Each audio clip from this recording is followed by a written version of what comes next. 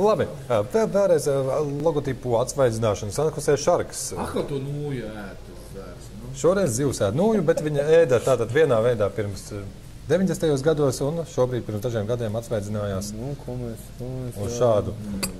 Skaisti atsvaidzināšanos. Bet, piemēram, par to atsvaidzināšanos būtu uzdevums, teiksim, konkrētā gadījumā, līdzīgi uzdevumi, ja jums būtu jāveic arī logotips, dzīvnieks, hokejs, jāatsvaidzina, jāpadara modernāks. Kāpēc šis ir modernāks nekā tas? Kāpēc tas skaitās? Es esmu nūju samainīt, es šito nūju ieliku te un šito tur. Un tad būtu labāk, ja šitā nūja kaut kā tāda glītāk, man liekas.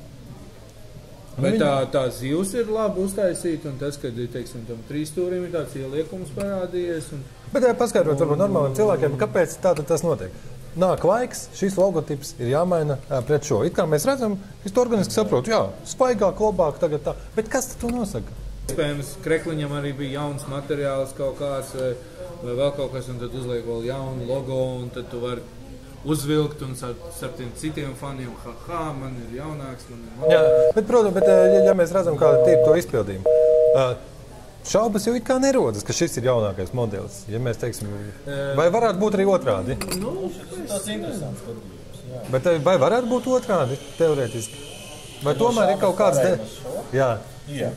Šī gadījumā mierīgi. Kaut arī viņš, protams, teiksim, zinot, viņš ir tomēr iepriekš, šis izskatās, jaunāk. Jā, bet kāpēc? Tas, ka izskatās, varbūt jūs kāds pēc dziļāk ieiet sfērā. Piemēram, samiedza acis, jā, tad šis ir vieglāk uztverams, jā, jo te ir tā dubultā kontūra, piemēram, kura nojauc bišķiņ to, tās formas, to dinamismu.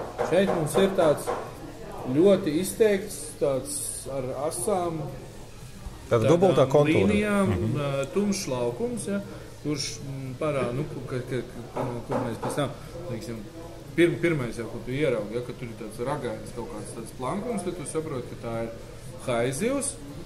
Haizivs nāk laukā no tad 3 stūra un kož nūju. Ja. Viņš ir attīrīts, jā, viņš ir tīrāks, viņš ir tāds vieglāk uztverams padarīts. Jā. Labi. Tīrāks, vieglāk uztverams. Sankusē Sharks, tātad mums tuva komanda. Un pārējiem pie tāda īpatnēja gadījuma. Tātad Montreals Canadiens, vēsturisks logotips mums pa kreisai rokai, Novosibirska Sibir pa labai rokai.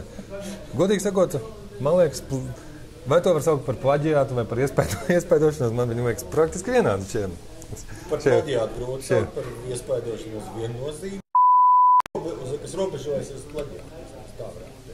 Man patīk abi divi, man pat tas Novosibirskas patīk labāk, es būtu kaut kāds savādāk to varbūt tas nav tas gadījums, tā kā haizievi, ja viņiem būtu jāpārzīmē savus logotips, viņi uzzīmētu šitā. Tā varētu būt. Vienkārši viņi nezina vēl, ka tas ir izdarīts.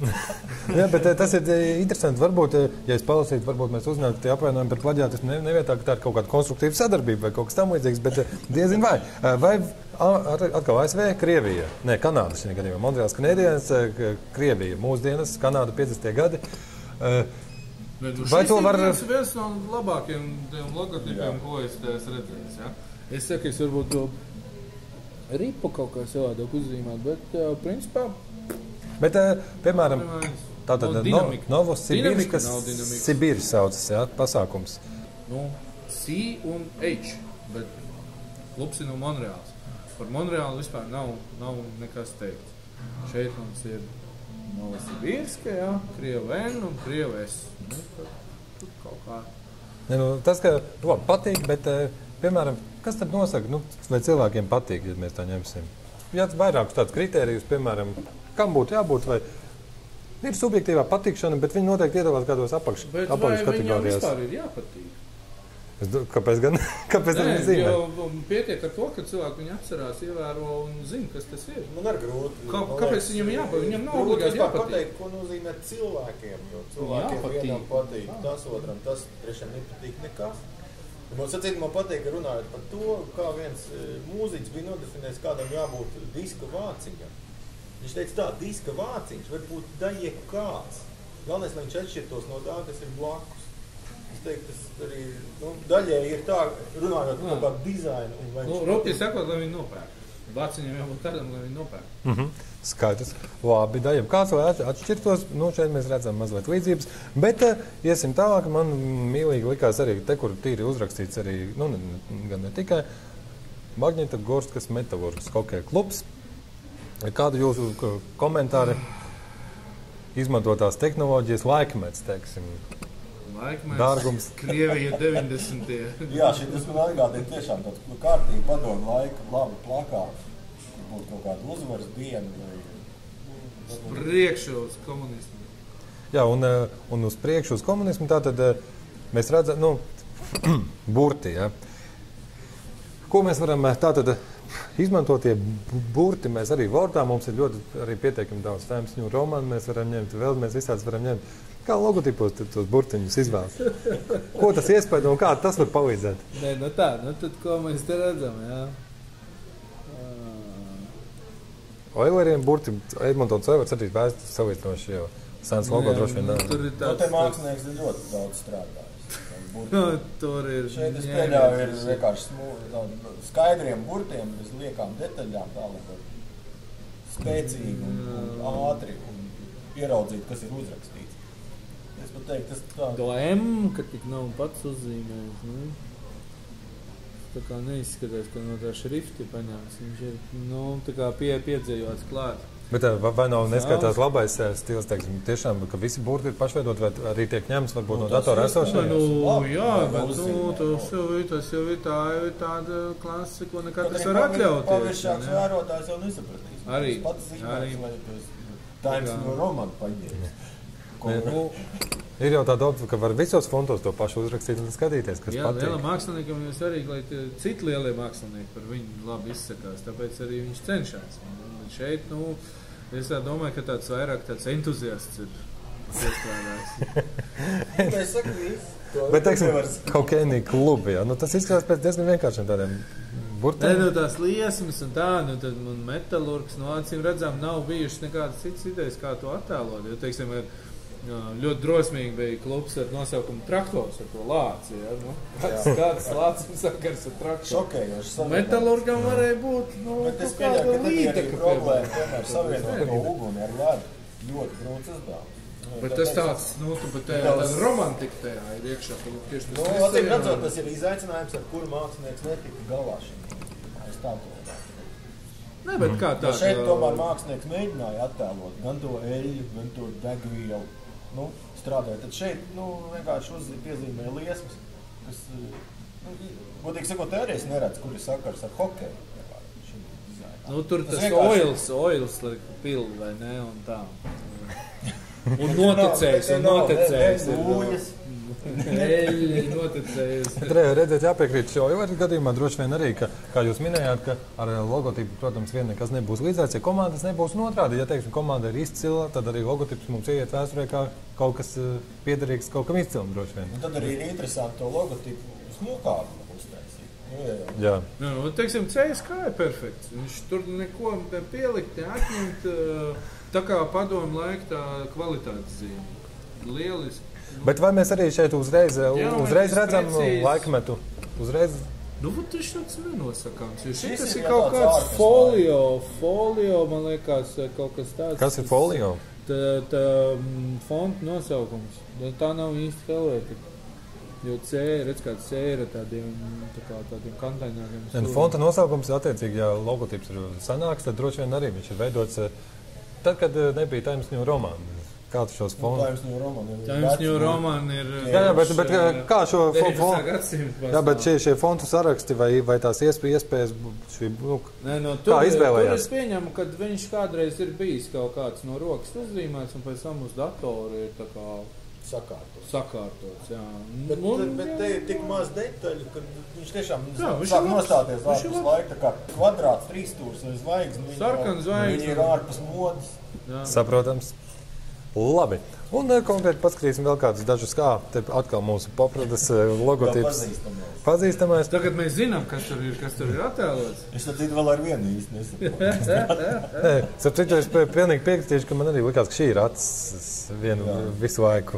Tagad es tā iedziļinājos. Varbūt tas apzināts. Tur ir kaut kāds tintes zivs un lauz krustojums. Tas arī bišķiņ kaut kas pēc zirdziņa. Jā, jūras zirdziņš.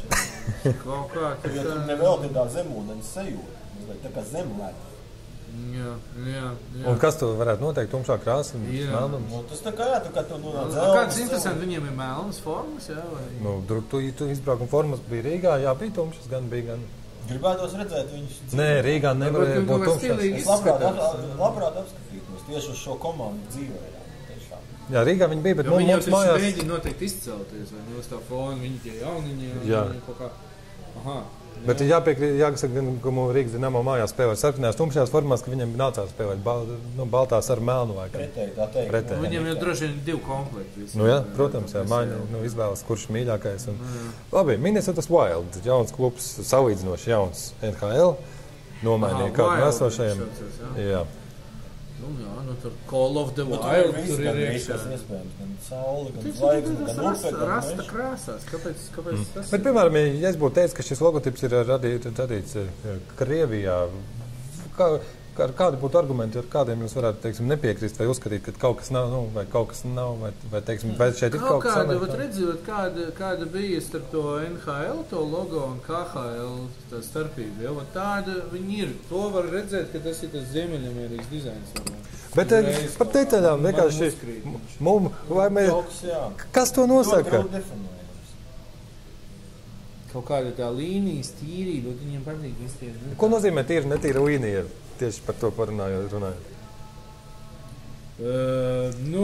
Kur bija tā pantēra? Šeit ļoti labi var redzēt, tomēr, kā ir, kas ir, teiksim, tas ir iztīrīts maksimāli. Būtībā es teiktu, tas ir 99% iztīrīts, tīrs. Tas ir tad, kad... No liekām detaļām tīrs? Jā. Teiksim, tad, kad autors, viņš ir izvirzījis par uzdevumu uzzīmēt šādu logo, viņš viņu ir ilgi tīrījis, optimizējis katru līkumu, katru spriekumu un pasniedz kā gatavu. Tad šie ir pasniegti, es par šo vispār nerunāšu, šie ir pasniegti būtībā visi, pat šis, kas man patīk, diezgan pusgatavi, jo viņi ir vienkārši tādi, tā kā sameistaroti un ja šitā, teiksim, ir tīra mante, ja tad šitā te ir brāga reāli. Tas ir ļoti, tas ir baigi briesmīgi. Tīrs spirts, jā. Bet runājot par šo spirtu, es pats īstenībā pilnīgi godīgi teikšu, nebūtu pamanījis, ja man nebūtu arī cilvēks iebakstījis acī, ka arī šeit mēs redzam Pantera Puma vai... Lācīts. Lācīts, tātad cienīties, ka papētiet, ja iznāk brīvāks laiks, Minnesota Wild. Ne tikai es neredzu nekādu. Kā? Lāča siluetā ir mežiņš. Mežiņš ar sarkanām debesīm un kaut mēnesi. Tas ir vēl labāk. Un mutīte ir upīte, redzi kā? Tiešām. Bet tā, ka vēl labāk, bet teiksim, tas ir vienkārši tur ir tāds grafiskās pasaules kodīnī. Tas, ko jūs pamanījāt, un es diemžēl nepamanīju, tas arī, man liekas, ir tas, ka radikāli atšķir arī to, vai tas ir, padomu dizains, vai tas ir tomēr tas, Amerikas. Bet vai mēs kaut kā pamatotība ir pilnīgi citā līmenī. Bet tur, man liekas, nav tāda, kaut kādā zemapziņas līmenī, nav tās ticības, teiksim, mūsu ļaudīm, ja šai pus okeānam, nav tās ticības, ka visi tie, tas smalkums, ka viņā ir kaut kāda vērtība. Ka viņš atmaksās. Ja nespēja to saskatīt. Bet redz, tur kur naudiņu to visi noslīpējusi, ja, ir skaidrs, ka pie tām lietām ir jāpiestrādā un teiksim, kaut kādā ilgākā laika posmā vai lielākā, plašākā mērogā noteikti arī pilnīgi taustām būs redzams, kāds ir efekts. Es pat teiktu, ka tas ir te arī. Tā vai citam risinājumam. Vienkārši pie mums tie mērogi mazāk, tāpēc mēs neredzam.